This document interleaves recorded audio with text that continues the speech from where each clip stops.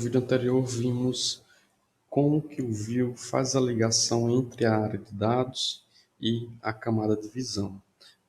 Vou mostrar aqui no código, aí já tem um código pré-pronto em HTML e JavaScript, como que o view faz a ligação e o que representa a visão e o que representa a área de dados.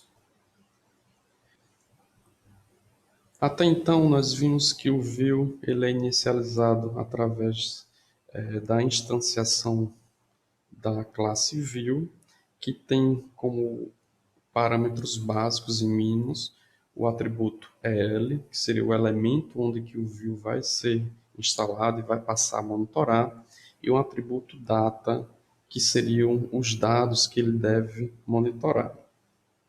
Propositalmente, não coloquei a representação padrão que está no guia do view, que é colocar um objeto e aqui as variáveis desse objeto, os atributos desse objeto. Coloquei uma variável dados que foi criada anteriormente com um conjunto de dados dentro dele. No caso, coloquei aqui os pedidos, um array, ou seja, uma coleção desses pedidos. E nesse exemplo nós temos 3 pedidos, onde cada pedido possui um atributo de mesa, se o pedido é para viagem, se já está em atraso, se é para um cliente VIP, e possui um atributo que também é um array, que seriam os itens desse pedido. Isso aqui representa a camada de dados, que nesse momento já está no navegador, mas poderia estar vindo de um web service. Isso veremos futuramente. E a camada de visão é representada pelo HTML e CSS. Quero que reparem que o ID da aplicação foi posto como app e isso já foi setado lá embaixo como sendo o hashtag app. Ou seja, o meu view, a minha instância view vai ser instalada dentro desse container e vai passar a monitorar todo esse código HTML.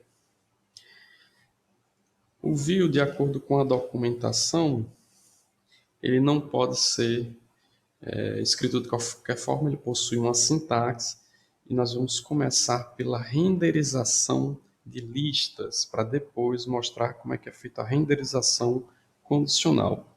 A renderização de listas eu vou utilizar sempre que quiser exibir uma lista de conteúdos. Nesse caso, nós queremos exibir uma lista de pedidos, que está representado aqui pelo array do JavaScript, é o colchete. E quero que o view substitua esse HTML que já existe aqui previamente. No exemplo, ele é representado por esse LI e todos os elementos dentro desse LI. Este LI está representando aqui na nossa exibição do HTML este primeiro elemento. No código de exemplo, que vai estar aí na descrição do vídeo, eu não repeti a tabela de elementos para o restante, porque essa tabela só precisa estar descrita no primeiro, só precisa ter um exemplo para poder descrever ao view como será o comportamento de exibição. Então, aquela área que estava circulada é representada por esse LI e todos os elementos dentro dele. O restante poderia ser, inclusive, removido, mas vou mantê-lo para fazermos tudo isso aos poucos. A documentação do view de renderização de listas diz que nós temos disponível o v-for e a sintaxe apresentada é a de que dentro desse atributo v-for ou v-for deve começar com o nome da variável que vai assumir o item, mostrando no nosso script de dados um v-for que vai percorrer os pedidos.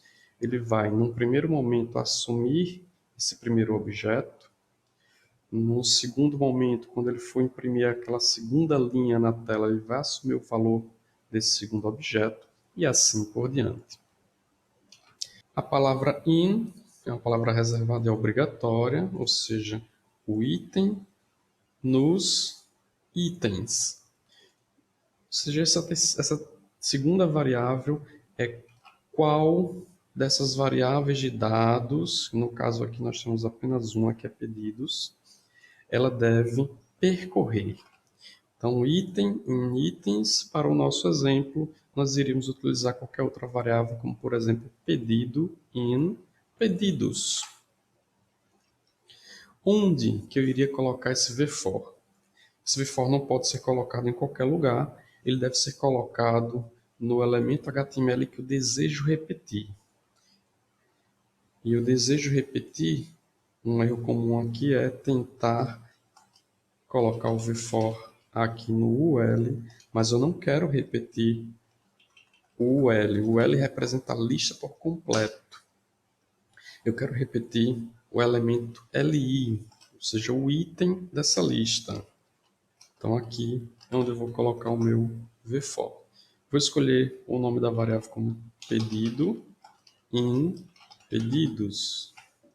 Lembrando que pedidos representa a nossa variável lá na camada de dados. No primeiro vídeo, nós vimos que para imprimir o conteúdo de uma variável, o view utiliza a sintaxe da chave dupla. Isso permite imprimir o valor de qualquer variável ou método dentro dessa chave dupla. E nós estamos interessados em imprimir o nome da mesa. Vou retornar. Aqui nós temos mesa 05, eu quero imprimir o nome da mesa que está sendo impressa nesse momento. Para o primeiro caso, mesa 05, para o segundo caso, mesa 14 e assim por diante. Então, vou substituir isso pela chave dupla pedido ponto mesa. Por que não pedidos? Isso aqui é um laço de repetição que começa aqui no LI e finaliza nessa tag de fechamento do LI. E o pedido, como já expliquei antes, está representando cada um dos elementos dentro da variável pedidos. Então, o correto aqui é pedido.mesa. Salvando isso, nós já vamos conseguir visualizar algo diferente na página, que é a representação, a repetição dos pedidos. Então, isso aqui já é desnecessário, não está com o template de exibição do view. Podemos removê-lo, porque ele já é desnecessário. Vou lá para baixo, com cautela para não remover os itens que estamos utilizando. Também não quero remover o fechamento do UL. Removo, salvo, confiro se está tudo ok e realmente tenho aí os 3 itens dentro do meu pedido lá da área de dados. Mas a tabela com os itens está exatamente igual, porque não fizemos a descrição de como que essa tabela deverá ser impressa. Usando o mesmo princípio que nós usamos agora há pouco para o laço de repetição, o VFOR, que iria exibir uma lista desse array, eu posso usar essa mesma ideia para representar esses itens do pedido. Olha, tem um coxet aqui que representa um array. Nesse primeiro caso, 2 elementos no array. No segundo caso, 2 elementos. No terceiro caso, 3 elementos. E ele me trará objetos com atributos item e quantidade, que é exatamente o que já está na tela, e tem que haver uma paridade entre a minha camada de dados, aqui no front-end, e o que vai ser exibido na tela. O nosso interesse nesse momento é repetir esse elemento para que ele exiba cada um dos itens dentro do pedido. Então é aqui onde vou colocar o VFOR. Vou utilizar a variável item em itens. Itens representa o atributo itens do meu pedido. Como ele representa o atributo do meu pedido, eu coloco pedido.itens. Lembrando aqui, esse pedido faz referência à variável pedido lá em cima. Quero substituir a palavra Bauru por item ponto e o atributo aqui dentro é item também. Então vai ficar item.item, fecho colchete, e a representação para a quantidade será item.quantidade, que é o segundo atributo que está no objeto. Salvo, retorno ao navegador e já consigo visualizar os pedidos com os seus respectivos itens dentro dele. Falta agora fazermos a exibição condicional, ou seja, exibir esses badges de acordo com o que está setado lá na nossa camada de modelo. Na documentação, a renderização condicional está em português como renderização condicional e é representado pelo VIF e o VELSE. Ou seja, caso a condição seja verdadeira, ele vai exibir o elemento e o que tiver marcado com VELSE vai ser exibido no caso contrário, semelhante às linguagens de programação que vocês já conhecem. Então, nosso objetivo aqui é exibir o badge apenas quando o atributo aqui do nosso pedido estiver marcado como verdadeiro. Nesse caso, nós não vamos utilizar o VELSE porque não temos um caso contrário. Só deve exibir o badge de viagem quando o atributo de viagem estiver verdadeiro e assim por diante. Para esse caso é mais simples, basta colocar o VIF e a variável que eu vou utilizar aqui será a de pedido.viagem.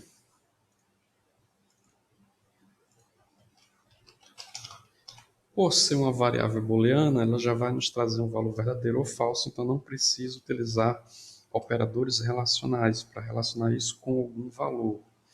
Basta colocar a variável, vou copiar para o restante. No caso de atraso, está representado pelo atributo atrasado. E o VIP está representado pelo atributo VIP. E tudo isso aqui vai se adaptar para o que está na nossa camada de modelo. Ou seja, o primeiro pedido é para a mesa 5, não é para viagem e também não é VIP, ou seja, ele só está atrasado. Então aparece o badge em atraso. O mesmo está acontecendo com o restante. Então aqui reparem que, uma vez que a descrição de como que essa camada de visão deve se comportar mediante esses dados, tudo o que acontecer aqui na camada de dados será refletido lá na camada de visão. Querem ver? Eu vou mudar vou acrescentar um valor aqui de pedido. Eu vou utilizar o console. A variável que existe globalmente é a variável dados. Dentro de dados existe pedidos. Dentro de pedidos eu vou dar um push. Vou dar um Ctrl V em conteúdo desses que eu copiei. Por exemplo, a mesa 5, vou colocar o valor de mesa 50. Esse pedido vai ser para a viagem. Esse pedido não está atrasado e o cliente ele é VIP. Serão 10 baurus com 10 batatas fritas. Vai ser uma festa em época de pandemia com uma família de 10 pessoas, porque não é permitido com ninguém que não seja da mesma residência.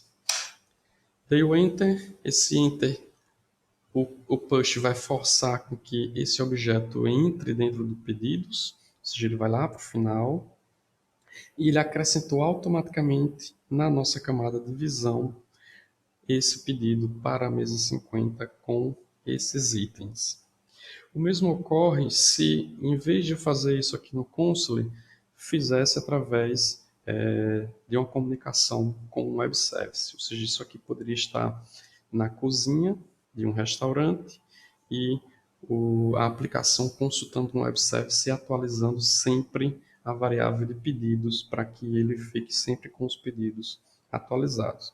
E quem iria decidir se o pedido está em atraso ou não, se o cliente é VIP ou não, se é para viagem ou não, é o servidor onde a aplicação back-end está instalada. Espero que tenha sido suficiente para aprendermos essa parte inicial dos laços de repetição e os desvios no view.